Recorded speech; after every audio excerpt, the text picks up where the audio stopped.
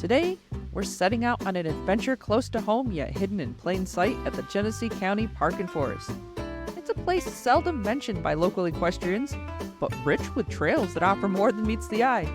Will the paths prove to be friendly to our carriage wheels, or will the steep slopes have us bracing for a wild ride?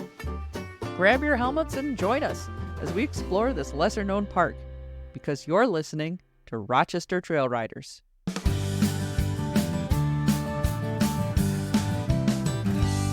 The Genesee County Park and Forest in East Bethany is a remarkable example of human initiative and natural beauty spanning 430 acres.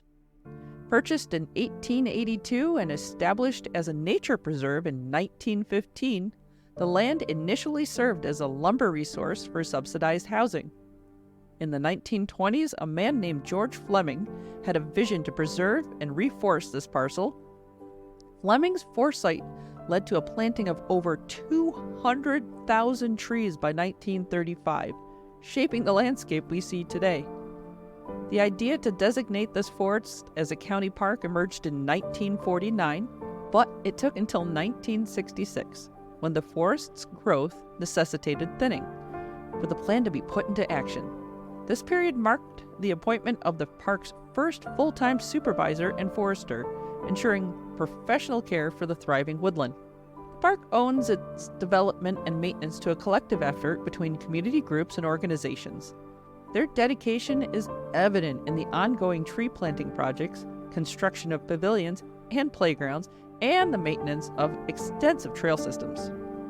As a resource for recreation and a testament to environmental stewardship, the Genesee County Park and Forest stands as a prime example of how community can effectively create and manage a natural space for the enjoyment and benefit of all. I've been around the greater Rochester area my entire life, and it's really wild that I've never come across this park at all until recently. It took a random photo of somebody else's trail ride that popped up on my interwebs that caught my eye, and just like that, boom, I was hooked. I took a deep dive into Google, and it gave me all the goods. Maps, photos of horses on trails, you name it. It looked like a really awesome place for a carriage drive, so I decided to take my mighty little Tuna for an adventure. What is an adventure without a partner in crime, right? So I shot a message off to Ray. Hey, Ray, you free for a trail drive on Saturday? Because I'm ready to squash any hesitation with the promise of a fun day with, hey, no problem, I'll pick you up. I got this. Let's go. I mean, you're on my way after all to this park. So guess what? Ray agreed, and we were setting a date for a little trail drive and an adventure with our two minis.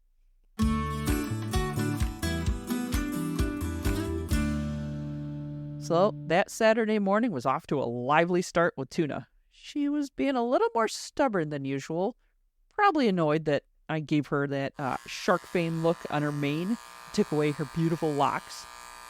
But a bit of wooing and she was on the trailer. Next stop, Painted Charm Farm, and we grabbed Ray and her mini equine powerhouse, Harley. Now, Harley might be a pint-sized 29 inches, but he is no stranger to road trips. So it kind of threw us for a loop when he planted his little hooves firmly and said, "Nuh-uh, not getting on." And we tried everything, the usual, coaxing, pushing, tempting with treats. But just about the time we were about to give up in sheer frustration, that cheeky little guy made his move and jumped right on as if to say, "Hey, my bad, just joking, haha, wasn't that funny?" Whatever. Like that, we popped into the cab of the truck and we were off down to the park.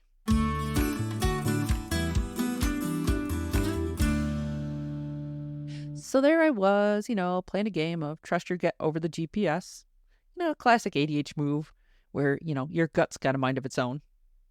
A horse trailer parking lot, marked clear as day on the map, might as well have been camouflage for all the attention I paid to it. A quick whoopsie-daisy. Hey, yeah, well, involved a little nifty big rig K-turn into somebody's driveway. Hey, man, thanks for the hospitality. Yeah, we were back on track. Well, Genesee County must have known folks like Ray and I would be rolling on in, because right there at the horse trailer parking area was the porter-crafter. This just live in the porter-crafter. Well, anywho, back on track here. Yeah. Well, they hit a porta crapper. It totally had these cinder blocks inside of it to keep it weighted down, and I mentally high-fived the county for their foresight. With our micro dragons out of the trailer and looking every bit as fiery fuzzballs that they are, we got them harnessed up, but not without a festive twist. Santa hats on our helmets, jingle bells, jingle all the way, Christmas, yay! And we're all about jingling down the trail. I hitched up Tuna first, and we were ready to go, and then I played the role of equine air traffic controller. We'll be experiencing some turbulence. Heading both ponies while Ray wrangled her increasingly feisty four-legged speedster into gear. Sudden arrival of a carload of Great Danes all off leash and eager to explore definitely spiced things up a bit. Kinda had to make a mental note. Those giant pups are bound to be part of today's adventure at some point. Both of us seated comfortably, we started our stroll down the boundary trail, and our first challenge was a very wide wooden bridge. But the horses first focused on a rebellious set of reeds that fell onto the ground 20 yards out. Tuna gave them the side eye, while Harley went for the big, dramatic, worthy of an Olympic event.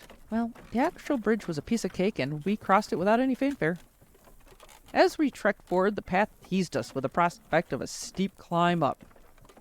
But as luck would have it, the trail navigated around with its much more gentle path, slowly, steadily climbing up. Driving along the boundary trail, the wide wheel width of our hyper bikes became our saving grace. We both felt the urge to hold on to something on the high side as the carriages tilted on uneven ground. For fellow carriage drivers that are attempting to consider this route, word of caution. Steer clear of bringing standard easy entry carts, road carts, metal bricks, or similar models. They are just not cut out for this terrain, like you would find yourself in a wreck pretty quick.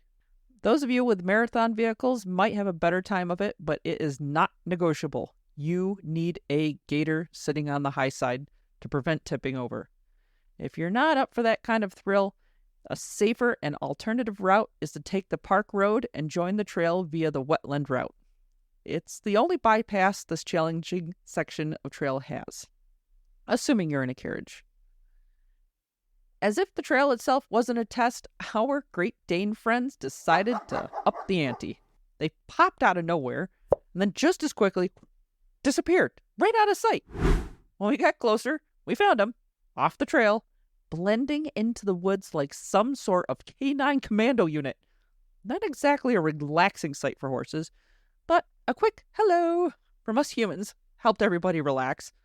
The dog's owners, they had their hands full, and we were able to move on without much more of any surprises. The trail had been leading us upward this entire time, and naturally, what goes up must come down. A sign warned us of Blind Hill. I guess that was a polite way of saying, well, really steep, dead drop-off ahead. And we're talking downhill that was sharp enough to make an alpine skier giddy, and to make any rider even think twice, especially with the grass cut short enough to invite a mudslide.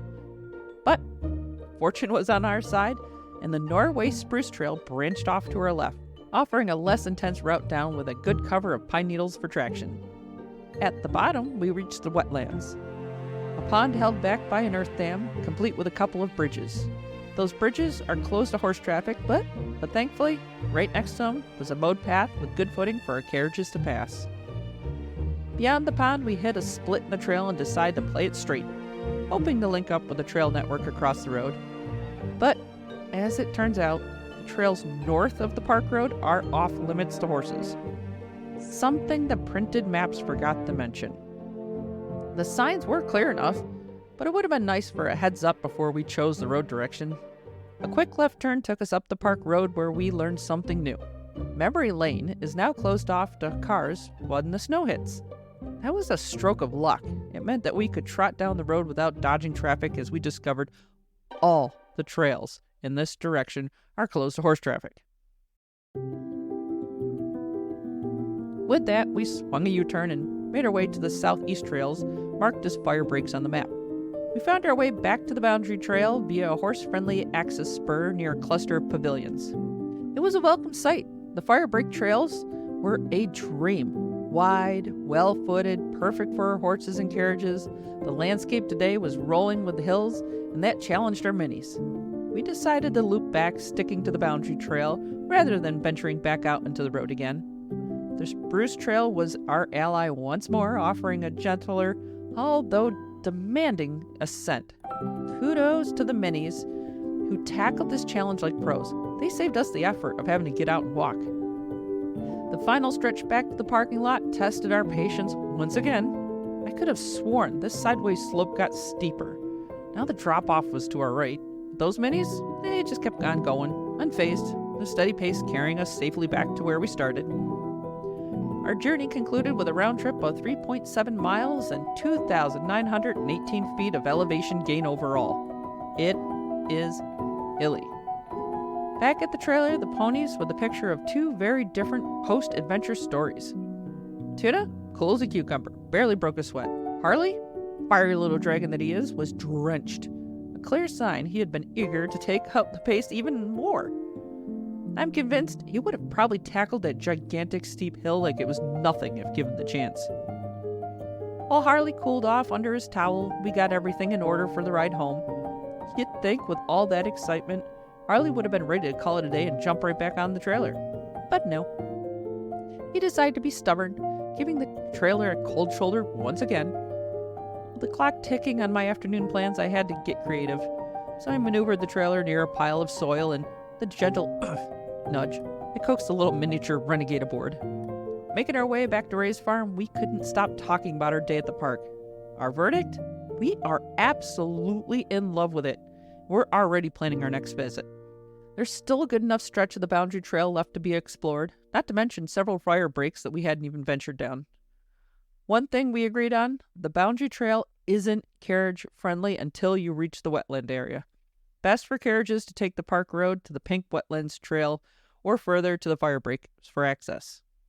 Heads up to fellow equestrians. The park staff tends to mow the boundary trail grass down to the nub, which then could lead to some slippery situations. We noticed signs of slippage from other riders too, especially on that first section of the boundary trail. If you plan on riding, maybe wait for a dry spell to ensure a safer trip, or pick up the trail after the park road on the wetland area.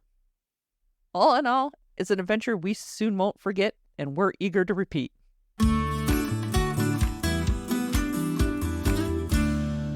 Time for some ratings. Parking, 3 hooves. Easy to get to if you follow your GPS. It's not a big lot, but not small either. It could probably handle several big trailers for a small group if people park smart and back in from the road. Maps and signage, 3 hooves. Man, I really wanted to give this 4 hooves. I so badly wanted to. But there's no information on the maps on which trails are open to horses and which ones aren't. The signage on the trail themselves is great, and it's nice and it's clear. But I do wish they'd open up more of the trails for hoof traffic. They looked so inviting. Maintenance, 4 hooves. It is clear this park is well used and loved by many, and great care is taken to keep the trails maintained and open. Downed trees are cleaned up, and I couldn't find so much as a widowmaker hanging in a tree. Well done, park staff and volunteers.